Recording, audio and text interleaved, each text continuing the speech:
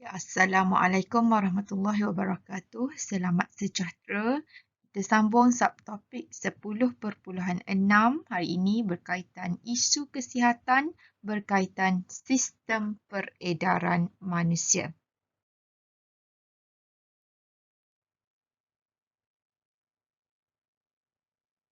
Okey, kenapa kita perlukan satu sistem peredaran yang sihat?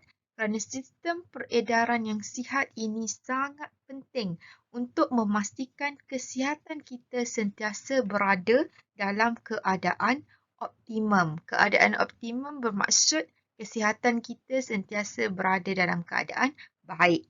So, antara amalan menjaga sistem peredaran ini ialah ini amalan yang perlu kita amalkan supaya sistem peredaran kita berada dalam keadaan yang baik, supaya kesihatan kita berada dalam keadaan yang baik. Okay, yang pertama yang kita perlu amalkan adalah pengambilan makanan seimbang yang rendah dengan lemak. Yang kedua, mesti mengamalkan sentiasa bersenam.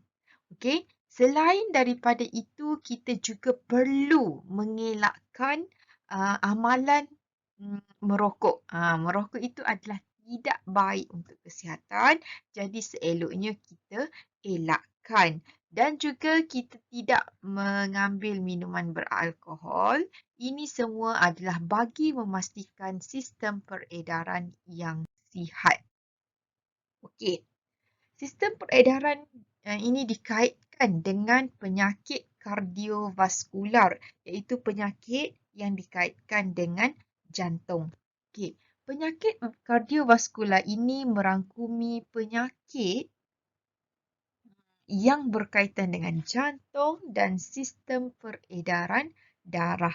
Okey, antara penyakit yang kita akan tengok adalah atherosclerosis, arteriosklerosis, angina, hipertensi. Okey, penginfarkan myokardium ataupun serangan jantung dan juga stroke. Okey. Atherosclerosis. Okay, penyakit yang pertama yang kita tengok adalah atherosclerosis, iaitu atherosclerosis ini adalah pembentukan dan pemendapan plak pada dinding dalam arteri. Okay. Plak itu terbentuk dari mana? Kalau kamu tengok gambar rajah ya, yang ini adalah salur darah. Okey, sel darah merah yang biasalah yang melalui. Okay, yang warna gold ni, yang warna emas ni kat tepi ni kan.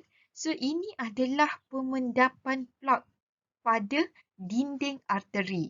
So, plak ini yang terbentuk ini, kalau kamu tengok dia akan menyempitkan ruangan arteri kan, ruangan salur darah ini bila ada plak. So, plak ini terbentuk daripada kolesterol, terbentuk daripada lipid, tisu otak yang mati dan juga platelet yang tergumpal. So, dia akan membentuk plak dekat tepi salur darah ini. So, plak ini kalau kamu tengok, dia akan menyumbat dan menyempitkan lumen salur darah. So, dengan adanya plak ini, kita nampak kan salur darah ini menjadi sempit. Okay, apabila salur darah itu sempit, dia akan menghalang pengaliran darah. Itu yang boleh menyebabkan oksigen tak sampai ke bahagian badan, boleh menyebabkan serangan jantung dan sebagainya. Okey. Boleh menjejaskan kesihatan lah.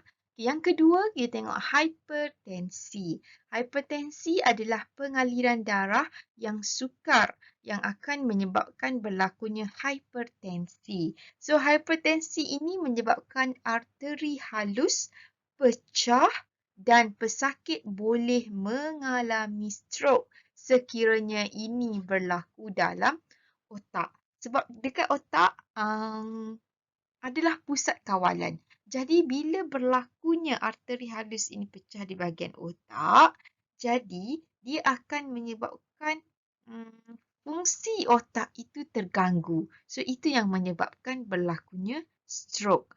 Stroke juga boleh disebabkan oleh darah beku yang menyekat aliran darah di otak. Contohnya kat sini. So nampak kan bila adanya blok kat sini, okay, ada contohnya darah beku kan thrombus kat sini, dia akan menghalang pengaliran darah untuk sampai ke otak. Jadi, bila tak kurang pengaliran darah ke otak terjejas, itu yang akan menyebabkan stroke. Okay. So, ini adalah hipertensi.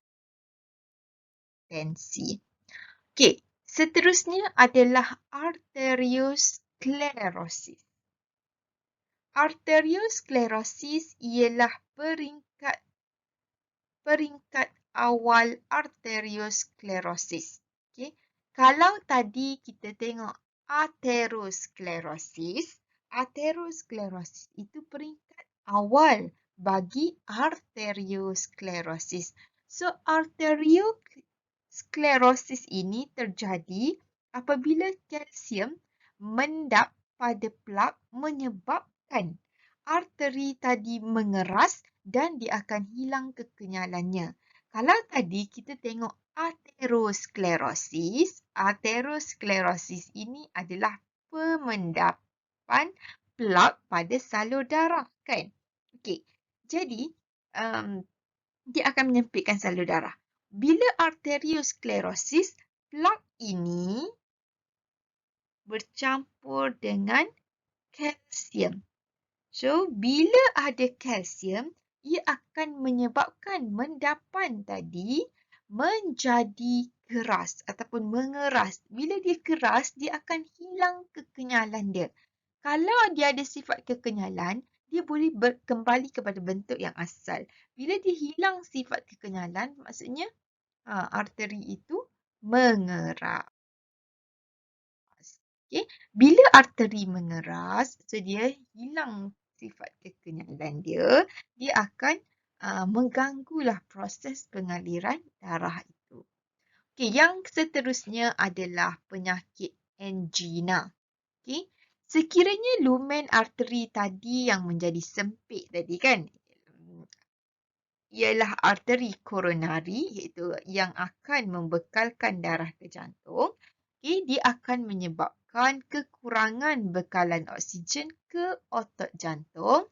Ini akan menyebabkan angina iaitu sakit dada yang kuat. Okay.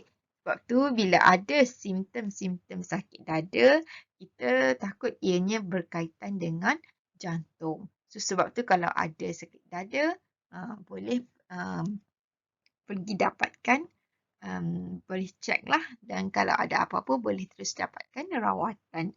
Okay, jika arteri tersumbat sepenuhnya, serangan jantung akan berlaku. Serangan jantung ini dia tidak mengira usia. Okay. Muda-muda lagi berlakunya serangan jantung. Okay. Serangan jantung ni sebenarnya dia ada rasa simptom di awalnya.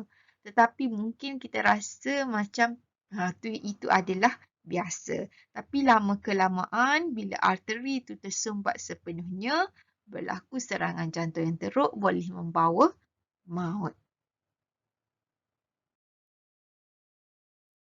Okay, so ini adalah pembentukan dan pemendakan plak pada dinding dalam arteri. Okay, so arteri yang warna kuning ni plak dalam arteri. Bila ada kalsium dalam ni menyebabkan salur darah ini hilang kekenyalan dia.